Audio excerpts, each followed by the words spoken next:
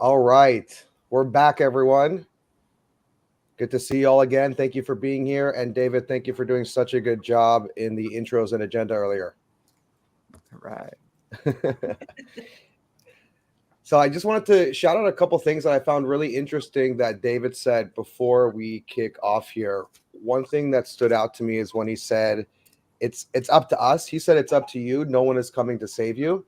And I think that's something we all learn through leadership and in sales, which is it's great to work with a good team, but at the end of the day, we have to be able to count on ourselves. So that's something that really stood out to me from what David said.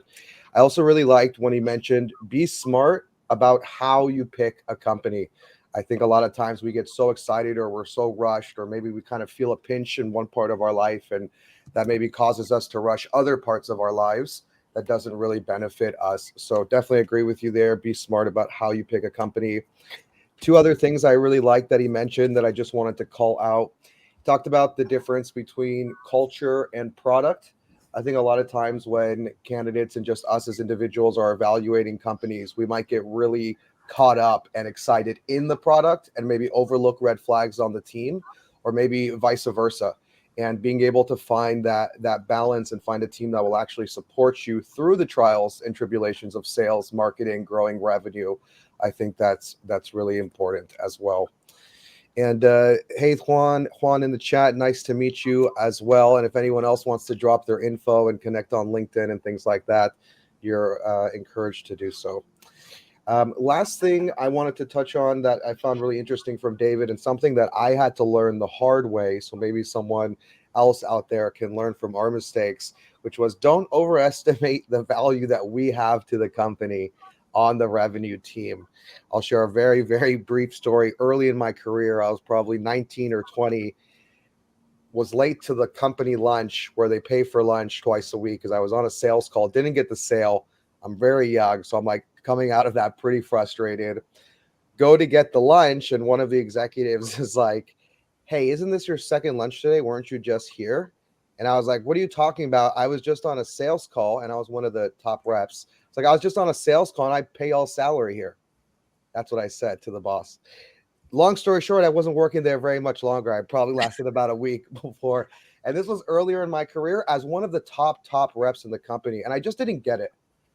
I really didn't understand how important it is to work within a team and how for the company to succeed, it's more than just sales.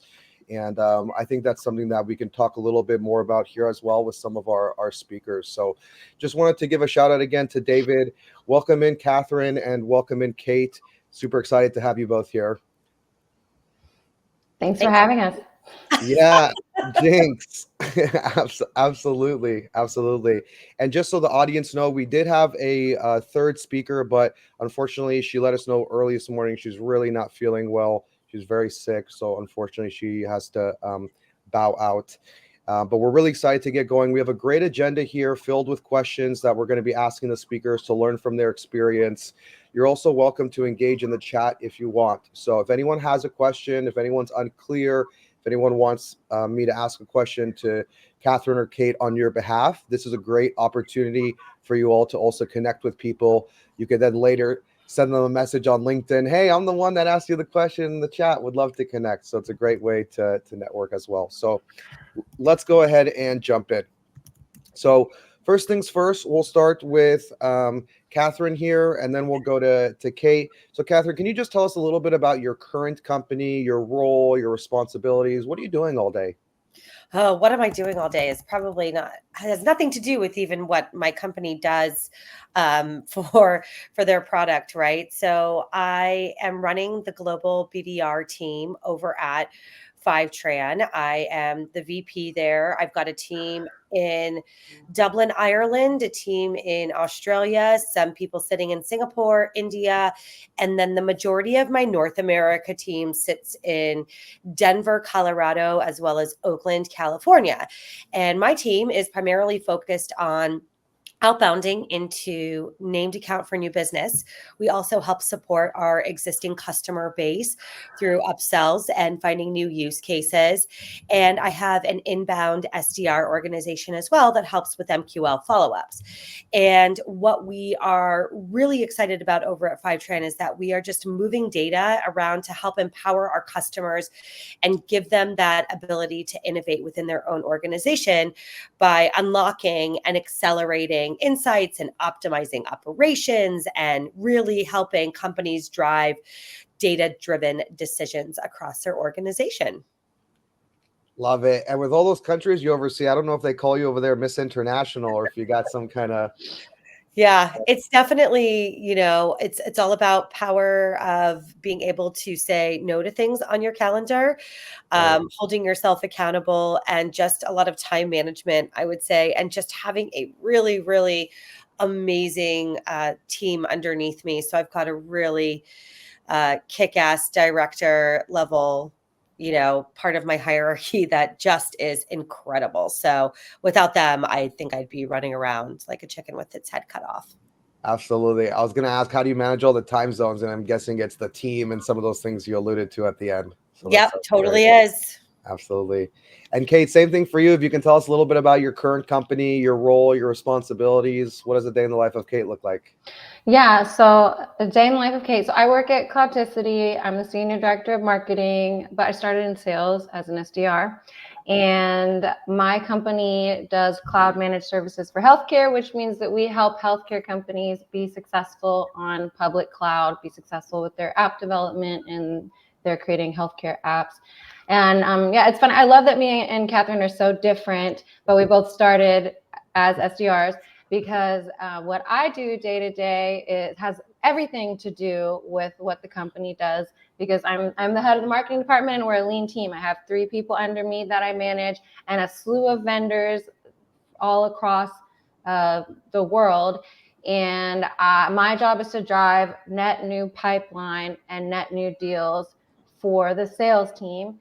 And day to day, I'm writing content, I'm managing other content writers, managing projects, making sure that ebooks and white papers get designed and launched onto the site and promoted via ads and SEO and different channels. And I'm just constantly asking myself, what else can I do to get more leads, to get more eyes on our website, webinars, events, you name it.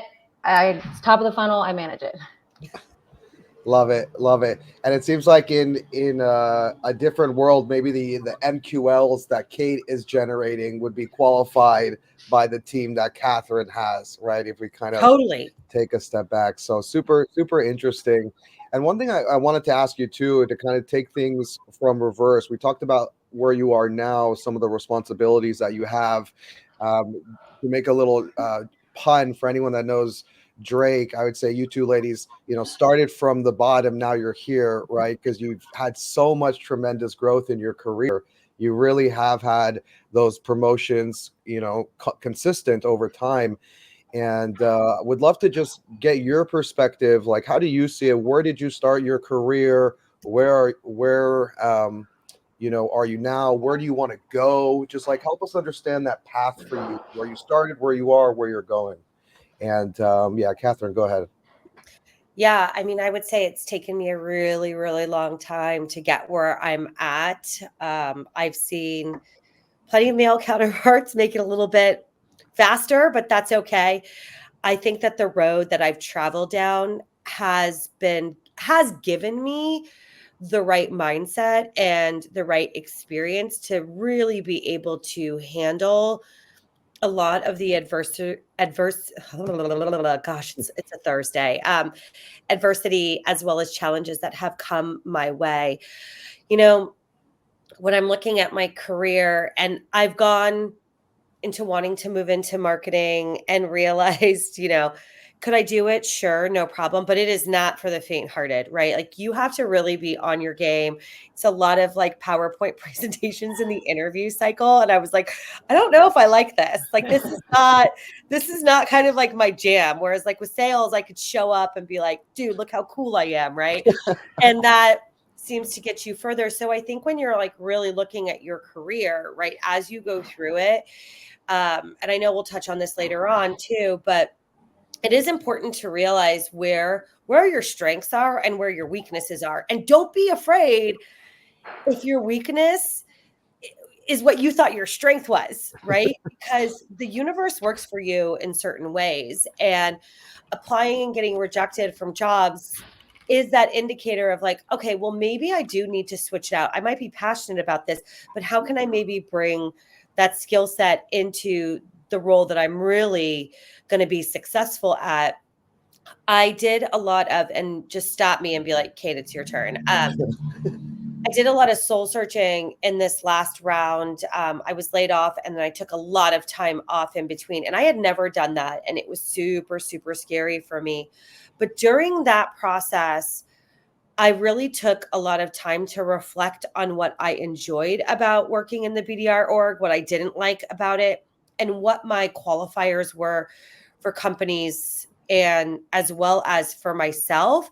But then really honing in on what my non-negotiables were. And for me, it was around like the title and the product market fit. One was a personal and one was a company objective that I was trying to accomplish within myself.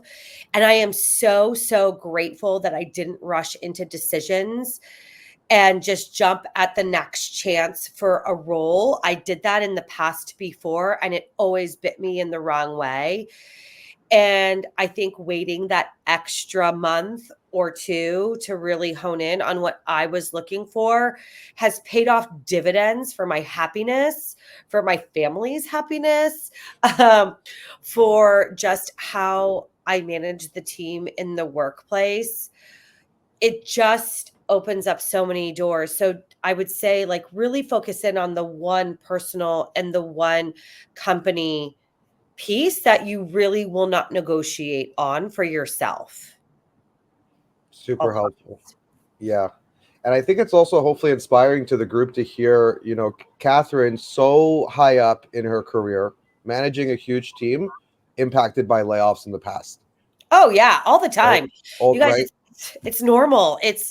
I mean, when you're going through Silicon Valley and companies change directions within 30 days of not knowing, I mean, it's hard. And I also know, as you get higher up within, the triangle of hierarchies, you become a little bit more expensive too. And companies do look at that as well. And I've learned to just not take it personally and taking that time to really reflect on myself on, hey, what did I miss during the interview process? Or, hey, what did I come across here?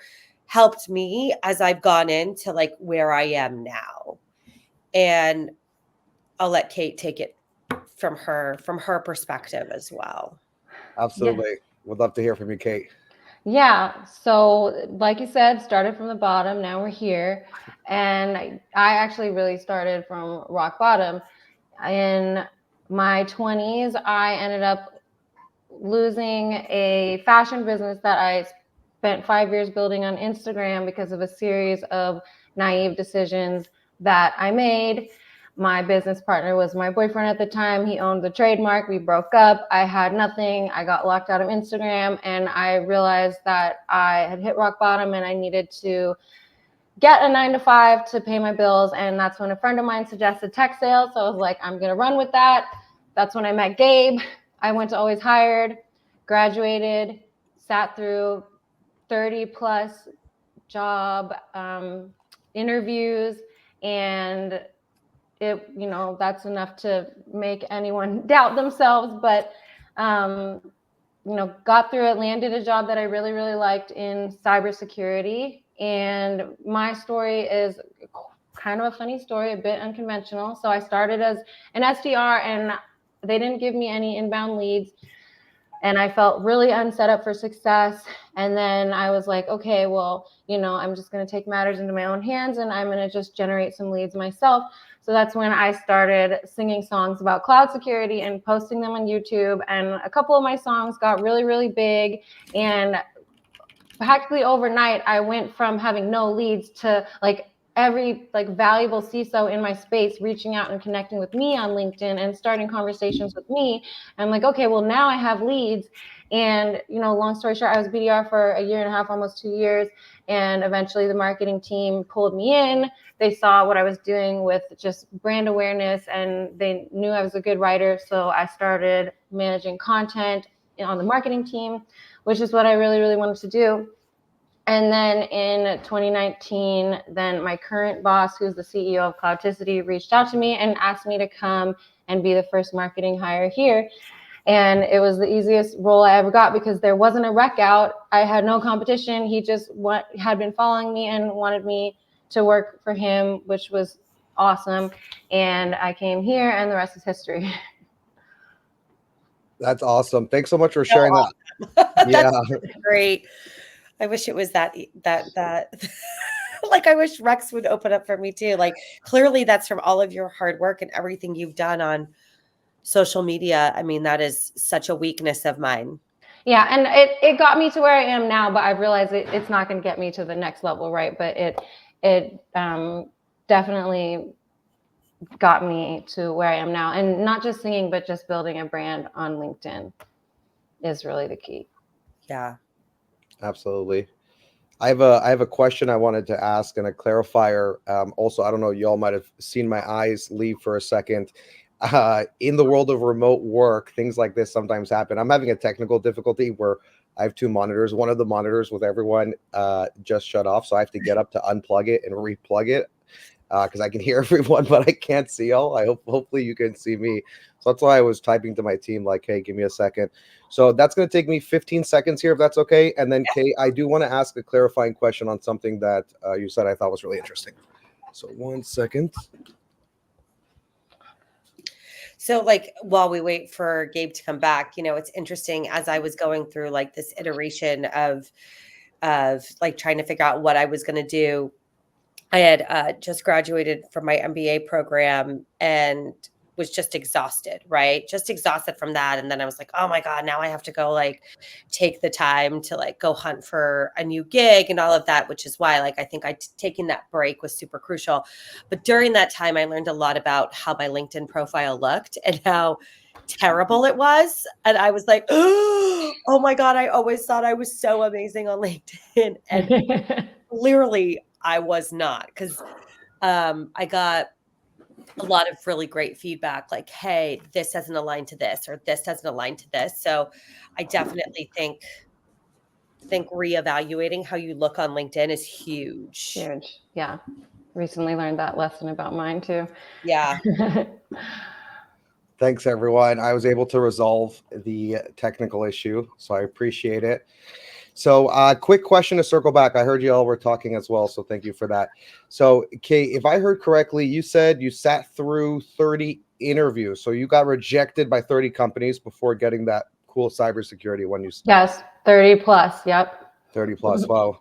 I think what's really interesting here too to just share 30 plus rejections.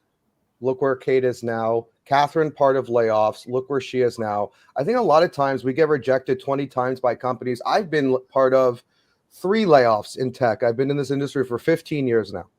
Yeah. Three layoffs I've been a part of. Boss pulls me into a room. Hey, we got bad news today. Sometimes it was me as the rep. Sometimes it was my CEO telling me as the head of sales, you have to lay off your entire team and yourself today, right? Like, go tell them. So I think a lot of times what's interesting is people might get rejected 10 times or laid off once. And they're like, well, I can't do this. This doesn't work kind of thing. Instead of resetting the expectations and understanding for better or for worse, not commenting on that, 30 rejections might be normal. Multiple layoffs might be normal. And that's just the game that we play to have the opportunity that we do to be sitting in the seats that we're at. And I think a lot of people maybe see these kind of positions that we're in and assume like we just got lucky maybe, which is part of it, but we also just never quit. We also just kept going through it. So I think that's kind of a common theme that I'm hearing here that has helped the two of you go from, starting as an individual contributor, as a seller, to managing teams and millions of dollars in pipeline and revenue for these startups. So just found that really interesting and wanted to share. Yeah, it's definitely it's definitely hard as you're climbing the ranks, right? And you are going to be faced with a lot of rejection. And a lot of the times you don't know why you were rejected from a role. You don't know if it was an internal hire. You don't like, I had one time and I actually fired back at a recruiter, and I normally never do it. But I had one time somebody was telling me, oh, your qualification doesn't align to what we're looking for here. And I'm like, so pardon me, but I think your SDR organization is smaller than any org that I've ever managed. I've gone through 2 IPOs. What are you looking for then? Like, what's part of your requirement process that I did not fit in with? Because I just wanted to see, like, maybe there was something. But at the same time, I kind of was like, did you even look at my resume? Like, I get like you have to post things externally, but I really want to dive in. So, and the way that I wrote it back, obviously was very professional using Chat GPT and everything. But it was like, oh no, your last company was too small. I was like, so my stint at my last company was too small, but everything before that fits your qualification, but you're going to base. And then I realized, I'm like, and this is what I'm internally thinking about. And then I realized, oh, it's not me. Nope, it's not me. Like, he's just coming up with excuses for what it is. They have someone in mind. Do I want to work for a company that treats candidates this way? And that's when I was like, boom, this is the universe telling me these are not good people to work with. Step away, step away, step away. And I did. And I'm so grateful. Yeah, and I've had the same experiences. Like, when you get turned down, it's a big blow. You can try to pretend like you can shake it off, but it's a big blow. And they always give you some generic reason, right? Like, oh, we're looking for a candidate with more experience or something, right? But like, I've just had to learn, like, not everybody's gonna get you. Like, they're just not. Like, not everybody is gonna jive with your vibe. And when you find those people that you really vibe with, like, that's what you need to look for. And just know that, a lot of people don't get me. Like, singing girl that's managing marketing now, like, a lot of people are like, but you just have to know. But then the people that get me really, really get me. And that's how it's going to be for all of you. Totally. Yeah.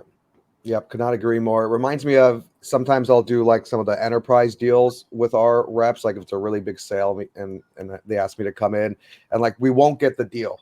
And they'll just write back something really generic, like, sorry, we've gone with another vendor. And the rep's like, dude, what the heck? We spent hours and hours with this person. We were having great conversation. And then they won't even tell us like why they're not. It's like, yeah, that's the game. You don't get them all. You don't get feedback from everyone. Like, the success comes, the reward that we get for the success is because of how much trials and tribulations we have to go through, right? If not, the pay isn't going to be as good. The title isn't going to be as good. The responsibility isn't going to be as good. The career path isn't going to be as good. But if we want all of this high reward, well, don't we have to take the high risk? Don't we know it's high risk, high reward, right? And I think a lot of times having the right context and the right framework, like the two of you have, allows you to understand that the rejection is part of the process. I welcome it because it tells me I must be doing something that has a huge reward. And that aligns with who I am as a person. I want to go after the biggest rewards out there. So super interesting to hear y'all's perspective there, and appreciate you for sharing that. So similar to that, I did want to ask another question here. So a lot of people have had the roles that the two of you had earlier in your career. And a lot of people have wanted to get to the positions that you're in now, but have either struggled to get there or hasn't been enough time, but they want to get there. And my question to you is, when you look at yourself and you look at the market and you look at the gap that you've created, right, the space where you've been able to get ahead of the market to create an advantage for yourself, what do you think sets you apart? Were you doing things differently than other reps that started with you that are not now promoted? Like, how did the universe choose you? What did you do? And we can start with Kate, if you want first this time. Sure. Yeah, so I would say 3 things that I've done that I attribute my fast track to a leadership role. 1, engaging with my network on LinkedIn.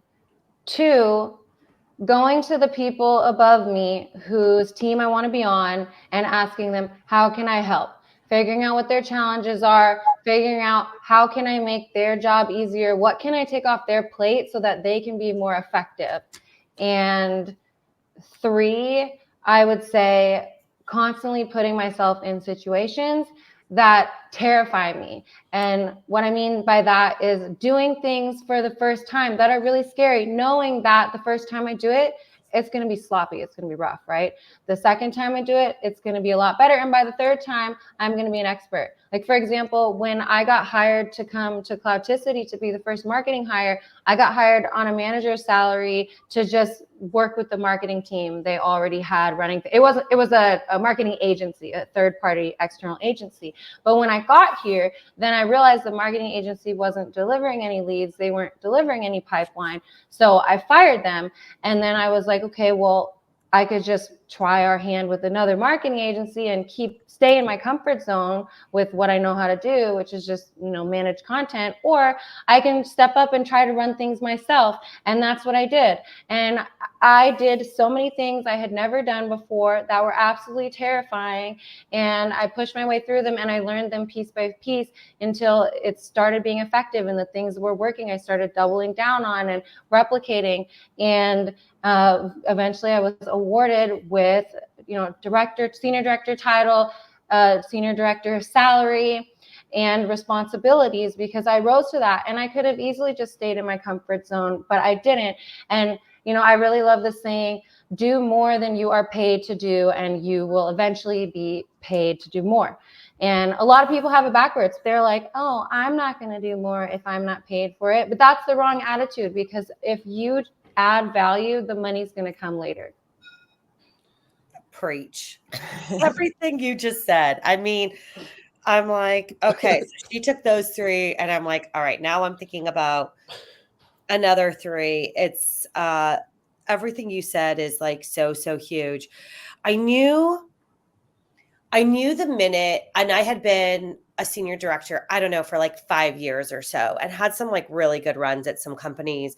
And I kept applying for VP roles and I just wasn't given a shot. And I started, and this is for any, and I hate to say it, any female here, I knew I had to take things into like my own hands.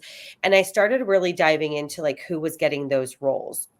And every role that I was declined for, yes, it was given to a male, which is fine, like whatever works, right? But then I started seeing, well, they're at the same level as me. So how can I level up? And what can I do to set myself apart from everybody else? And that's when I decided, and I recommend it for anybody here on this call. It is not for the faint of heart, but that's when I did decide to go back and get my MBA. And I really focused for 2.5 years. I highly recommend doing that when you don't have children. I have 2 and a husband, a very supportive husband.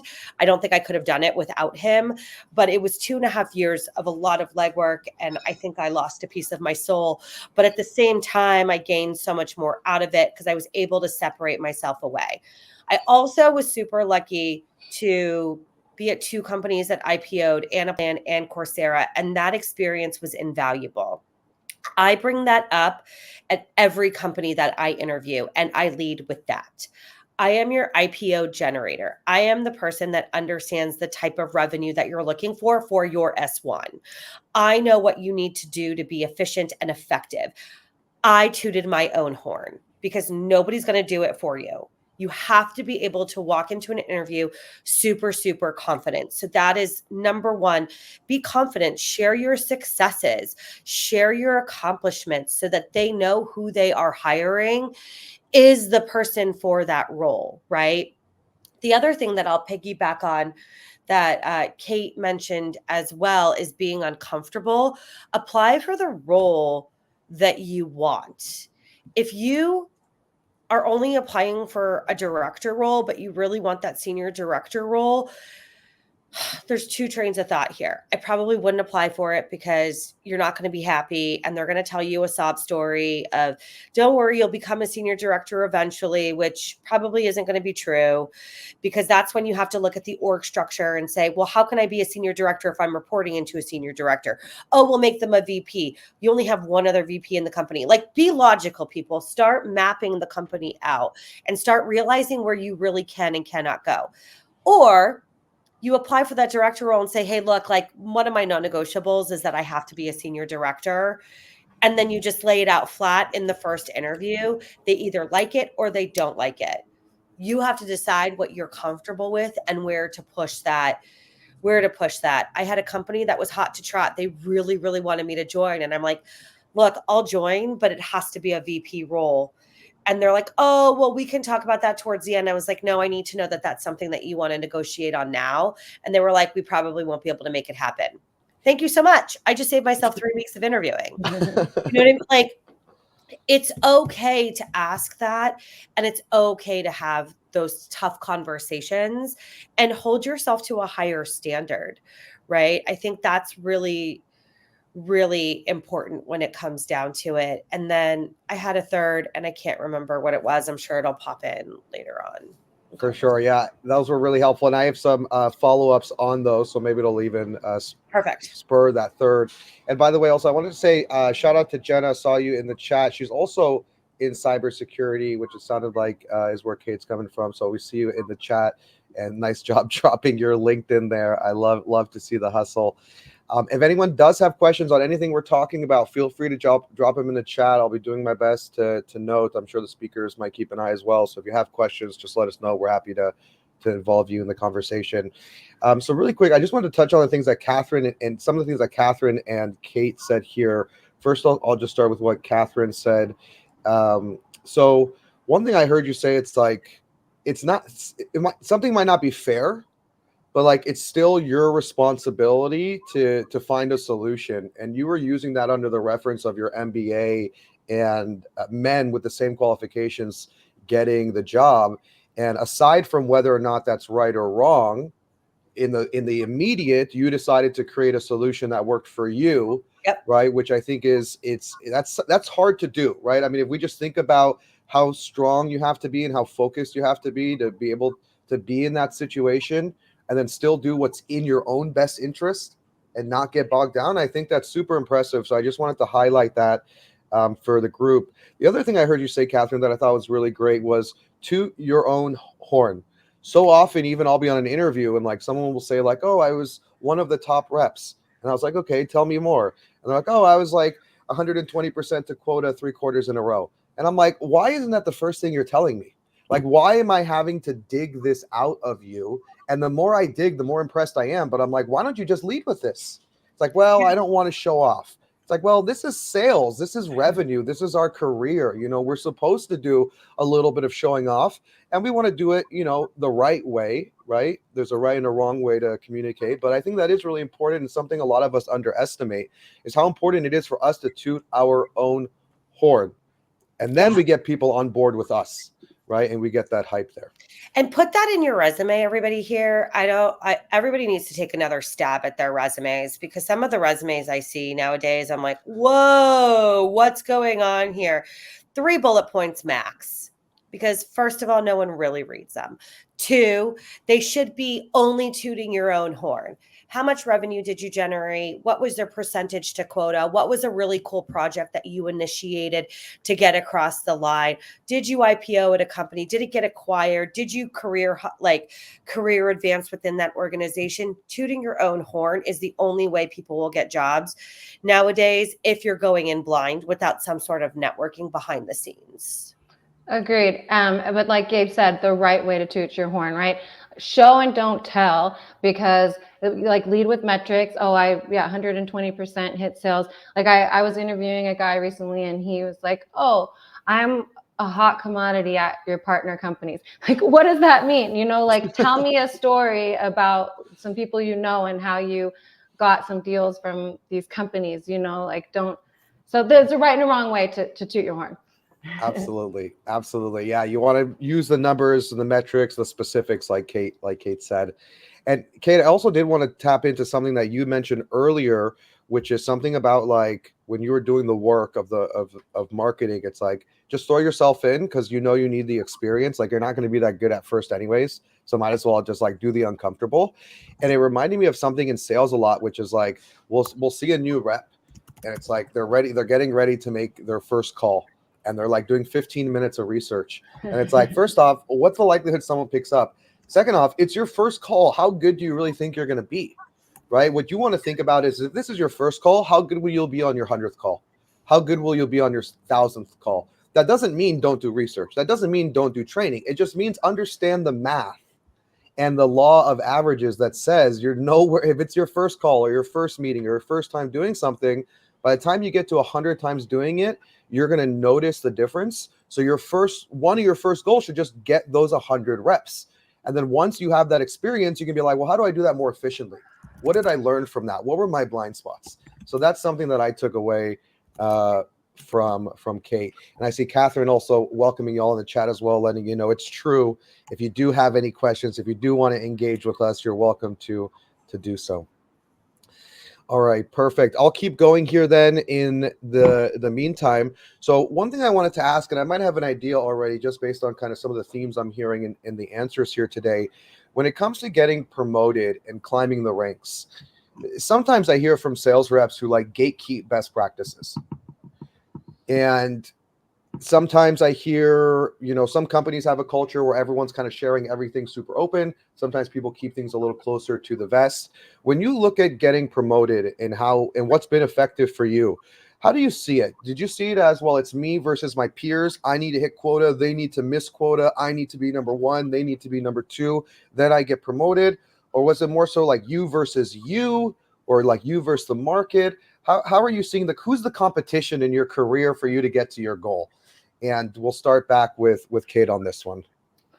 Yeah, that's a great question. And I would say I've always had the mindset, when I've been in times of growth, I've always had the mindset of it's me versus my environment. It's me versus myself. And it's, there's been times when I went into victimhood. Oh, well, I didn't get it because my manager is out to get me and they discriminated against me. But it's like, and not that these things don't happen, because they do, but just that these thoughts aren't helpful towards pushing you to growth. Just at some point, when you decide that your fate is in your hands and it is in your control, that's an empowering thought. And that's a thought that's going to push you forward and cause you to, like Katherine said, okay, I'm going to go get my MBA. What do I do to make the best of this situation? Like I said, okay, well, I'm going to go make a YouTube channel. So I would say that people are always your allies, and it's always your fate is always in your hands, and you have some control over it, even when it feels like you don't. Yeah, don't give up on yourself. I mean, trust me, I've had plenty of tears shed, and I can't believe that, like, as strong of a person as I am, my mom calls me a coconut because I'm like really hard on the outside, but I do have a nice soft side on the inside. You don't get to see it that often because I'm hanging out in trees. But literally, I mean, Kate brings up such a valid point. Like, just don't get too down on yourself. And I know it's really hard to pull yourself out. Anytime, I think it's like all of the above in different scenarios. If I ever wanted a promotion internally, I just never got it because it just was never there. It wasn't part of the org structure to have that promotion. And everything I've had to do is I've had to go outside of my organization. Mm-hmm. So yeah, I have a couple of like quick hops to certain places because, quite frankly, at different points in my career, like I've needed to make more money or I've needed a bigger title. And I am super transparent with that. Anytime I'm in an interview, oh, why were you only here for like 9 months? Well, because I got a better job offer over here that was $100K more. I'm super smart. I jumped and I was there for 2.5 years after. Like these are the types of things you have to tell the story about when you are interviewing. I like to tell the BDRs too. So if there's any individual contributors here, or I guess directors that are running individual contributor teams, I think it's really important to give your BDRs the okay to apply for other roles within their organization. I always tell them, I don't care if you've been with us for only 6 months and you feel like you want to apply for that CSM role, go for it. I'm not going to stop you. I really want you to be successful in your career too. But I'm also not going to tell you that all these roles are open. I'm not a recruiter. So you have to own your own destiny, and you have to be willing to ask for it. Because if you don't ask for it, no one's going to know what's going on up in your head. So in some ways, you're just competing against yourself and what your own inner demons are trying to do and where to guide you. So, take the time, review what your company has to offer, try new things. To Kate's point, trying something different outside of the SDR box, and look at where she is now. I mean, that is huge. And that's a testament to where you want to go. Don't be afraid to leave a company because you think that you should be there longer. I have never heard or seen a panel where someone's like, the longer you're at a company, the better you look. That's never been a piece of advice I've ever heard or given. Very helpful. Thank you. Yeah, I agree with that. I think there's a lot of other important aspects. And one thing I heard here that I wrote down that's kind of from the two of you is Kate was mentioning kind of like your attitude and your thoughts. It's like, yeah, this thing happened, but how are you helping yourself by thinking this way and acting this way? And then Katherine, similar to that, is like, well, you gotta know what you want and you gotta go after it because it's up to you at the end of the day. And it's kind of like the two pieces. It's like first you got to have your attitude and your mental right, and you got to be approaching the situation with the right self-talk, and then that healthy self-talk turns into healthy talk with the market about clear goals and what you want, and that's obviously how you create power for yourself to take control of your career, right, to kind of get to that next step. So totally agree there. Super helpful and interesting to hear your perspective there. And last thing I was going to mention too, I was speaking, this is kind of similar to what you were talking about regarding the different quota environments and knowing what you want and asking for it. Had a rep who I was interviewing just left the job after like 3 months. Everything else was pretty good. I was like, what happened? That seems kind of weird. They said they got recruited to join the sales team. Usually it takes like a year to fully hit quota because it's a more complicated sale, like 6-9 months minimum. They got 100% of fully ramped quota in their first month. They got it again in their second and their third month.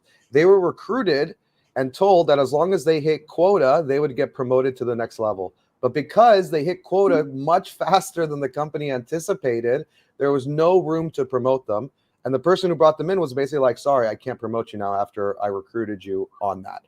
And that kind of goes to the point also of know the org structure, right? There was no more room. The manager ended up saying, there's been people here longer than you. I got to give them a chance first. I didn't think you'd actually hit quota this fast. That was the conversation. And the other part is also like, okay, well, what does the rep do in that situation? I think we all know what the rep would probably do, but the rep wasn't necessarily placing blame, and they weren't angry, and it wasn't like this company screwed. Everything they were talking about is what they learned, how can they improve, what they're going to do differently next time, how that's impacting the companies they're interviewing with and the screening questions they ask. So I thought that was a great example of taking accountability and understanding we are our true competition. If we want to get somewhere, we got to rely on ourselves. So yeah, totally. Give me one quick. I'm stepping away for just a quick second, kind of like you did, but I've just got someone at my door, so I'll be right back. I've never done this before, so sorry. Sounds good. It's all right. We're virtual here, right? It's the remote. Sometimes I'll be on an interview and like someone's dog comes in the background and they start freaking out. Like, I'm so sorry. I'm like, it's remote. Like the dog in the background is the least of our worries. Yeah, dogs are always welcome. Dogs are welcome. Yeah, +1 for. I wonder if like Gong has data on like the close rates when a dog is in is in the picture. Probably higher. I mean, everybody likes dogs. Seriously, I'm not even kidding. This is a true story. I worked at a sales job. It was a little bit boiler roomish. Like we're just slamming 100 calls a day. There's probably like 100 reps at the company. And it was full cycle sales. We're booking the meeting. We're doing the sale. And like the top sales reps had a trick where their desktop background was a picture of them and like their dog or their baby. And every time they started a screen share pitch, they would start with a picture of the desktop background. Be like, oh, sorry, that's my personal life. Didn't mean to show that. And then start talking about dogs or babies with the prospect. Yeah. And now Now you can build rapport. Now you're humanized and you're authentic, and they can be, oh, I have a dog too, and Exactly. you're Right. connecting. Yeah, exactly. Exactly. All right, welcome back, Katherine. We were just catching up on remote work. All right, cool. So we got 2 questions left here for these experts. So thanks again. We do have a question from the chat right now. So why don't I do a quick question? I'll field this for y'all. Looks like David's already sharing some tips as well. The question from Obi: what have been the most impactful books throughout your careers? How to Win Friends and Influence People. Fantastic book. That was a quick answer. Oh my gosh, that's exactly what Jenna just said. Jinx. have to read Nice. one. That's our second jinx today. Yeah, I would say that one of the top books that I've read, it's like from the 1970s. It's like maybe like $7 now on Amazon. You have to find it used. Is called Don't Do, Delegate. It's all about how you don't take control over everything and you allow your leadership team to like really fly and really run projects. And then that's how you can mentor them and really help them improve in their career. That one was a really good one, but also there's also extreme ownership. There's something about just reading about, Marines running through buildings and strategizing on ways to save people. I'll tell you what, it's a little bit humbling because I'm not a heart surgeon here, and it allows me to really take a step back and be like, oh, okay, there's a lot happening in the rest of the world. And Right. we're just here in the here and now selling SaaS technology, bigger things in the world, folks. Absolutely. Yeah. Sometimes I'll talk with my group of friends I grew up with, and we're not all in tech like our older group of friends. And I'll be like, here was my day, blah, HubSpot, Salesforce. And like my nursing friend is like, oh, that's interesting. I had someone come in and we had to like amputate their leg. And I'm like, wow, our days are just so freaking different. And like, here we are at the end, just like casually talking, at the end, how was your day? How was your day? So I do think that's a super healthy perspective. I love both those books. I have one book here that I just started reading. It's the Harvard Business Review Guide to Being More, I don't know if the camera will show it, but it's called The Guide to Being More Productive. One of the things I like about this, it not only gives you tactical advice, like here are some tips, but it also goes over the psychology of the correlation between like how stressed out we are, how challenged we are, and what level of productivity that brings out in us. So for example, too stressed out, grinding too hard, your productivity drops. Not stressed out enough, not challenged enough, your productivity also actually drops. So to be the most productive, you kind of have to be in a challenging, little bit stressful environment, which I think we would all agree with here, right? With the work that we do, we need that challenge to get that reward. Kind of goes back to that risk reward we talked about. So yeah, those are some of our favorite books. Thanks for asking. If anyone else has anything else, you are welcome. Obi says, thanks for the amazing books. I'll keep it going here. We got about 2 questions left, 10 minutes left. So we're doing great on the schedule. If anyone does has more questions, feel free to write them in the chat. I'll also do another check-in as we wrap up here. So next question for the group. And Katherine, we'll have you go first on this one. So let's say you had a magic wand and you could start over from day one. Ooh. Based on what you know now, would you do anything differently to get to where you are even faster? I probably wouldn't even be in sales. I'd be a doctor. I would have stuck with that because I was 6 units away from applying to medical school. So, yes, I would probably change my career. Not because I don't love sales, but I wish I would have stuck with something that I wanted to stick with my entire life and then for some reason changed it. Not for some reason, but because I got a taste of the paychecks. I really enjoyed being in sales. I think I'm a much different person than I was 20 years ago when I started working in this career. I'm a little bit calmer, maybe because I'm tired. But I would learn to just keep my mouth shut sometimes. And my tone goes a long way. And especially, I keep going back, especially as like a female leader, if I'm direct, I'm aggressive. If I'm too kind, I'm too mothering, right? So it's finding that balance. And I wish I would have found that balance early on. Something else I wish I would have realized early on is like, guess what? this isn't my company. But if they want to do things a certain way, just let them. And it's my job to be able to adjust to what the ELT needs. I think that has really helped me. And I wish I would have known that even 10 years ago. Could not agree. Could not agree more. I have something to comment on that, but I will shut my mouth and let Kate answer first.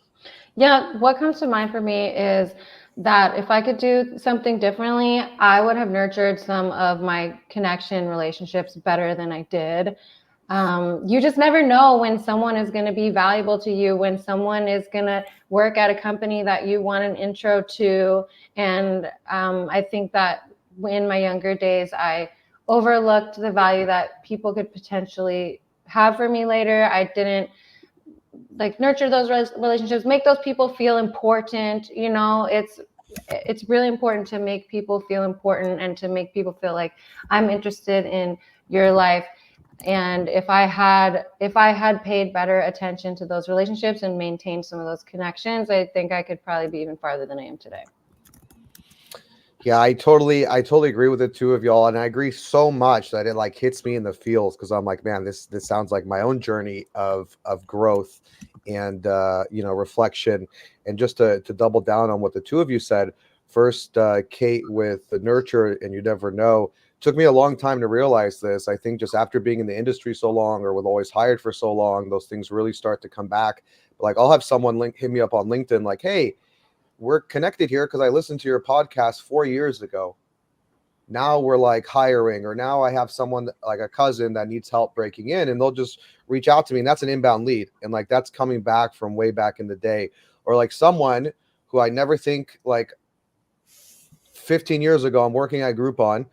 Don't think twice about the people that I'm working next to. It's 50. Now they're managers or directors at Salesforce. Right. And it's like, do I still have that relationship? Did I even think like, wow, let me nurture this relationship, to Kate's point, because I want to continue to grow in my career. And if you do too, maybe we cross paths again. I think the last part I want to touch on that before speaking to some of Catherine's points is also, once you're in tech, you're kind of at the top of the pyramid in terms of industries.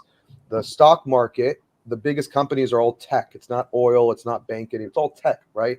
So because of that, there's not as many players in tech because it's the top, right? So the circle becomes smaller and smaller. The network becomes smaller and smaller. The names become more and more repetitive.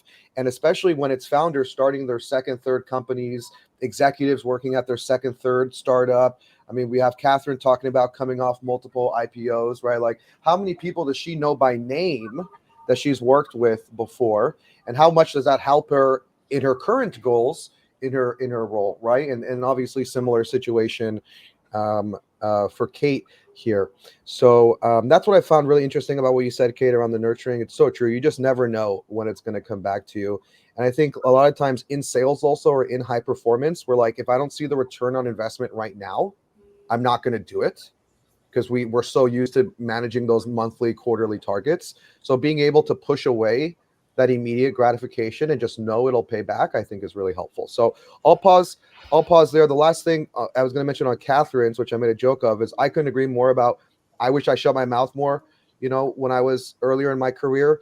I do think it's a double-bladed sword, because like part of what makes us successful is that we do speak up, is that we do say our mind, right? Whether it's good or whether it's bad, we're going to tell you what we think in a respectable way, but you might not like it, right? And I think sometimes we have to learn how to leverage that strength while mitigating the weakness that comes from it.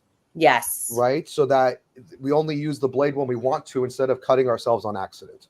Right? 100%. 100%. And I see that happen all the time with just even BDRs that report into like my directors and into me. And I can see like the feedback that they give is like always super negative. And I'm like, look, like I don't mind feedback. I love feedback, but come with a solution. Right. And the way, like, it can't be negative all the time, because all you're doing is putting down the people that built it for you to be efficient. So just know your audience and know how to phrase it. Use ChatGPT. I cannot stress that enough. It's super helpful, or whatever. But it is hard. It's hard in the Mhm. moment to like when you're like, oh my God, this person's coming at me, to like just zip it. And sometimes silence is golden. Cannot agree more. I could have taken a big cup of silence quite a few times in my career. I should have just sipped on it. Yeah. Absolutely. Nice. Well, we got about 2.5 minutes left here. I got one last question. Okay. We can keep it a little short. Audience, if you have any questions you want to ask these amazing speakers while you're here, let us know. If you want to drop your LinkedIn, want to connect with people, feel free, drop it, let us know. So here's the last thing. We'll have Katherine answer again first, and then Kate. So a lot of people, and we got about 2.5 minutes left for both of you total. A lot of people are constantly hearing about how tough things are. Layoffs, market, interest rates, budget cuts. David talked in the beginning here, CFOs are getting more involved in decision making, sales cycles are getting longer. It's hard to find a statistic that's improving in our favor. With that being said, we're still finding a way to thrive. We're still finding a way to make it happen, both in our careers, at our companies, the people on our team. So my question to you is, given how bad things are, what uplifting words of encouragement would you share with people to help them accomplish their goals in this kind of market? Katherine, what do you think about a minute answer? Oh boy. I would say I would really focus in on what you can control. We can't control interest rates. We can't control, what our company decides to do or layoffs, but you can use those moments in time to do something for yourself and to find ways to create value within an organization. If you see that there's layoffs happening, try not to be a part of them. Find a way that you can make yourself invaluable to the organization, whether it's building out a new structure, a new process, a new procedure. Take the lead. Now is your chance to rise up and to show the company the type of value you can bring to them.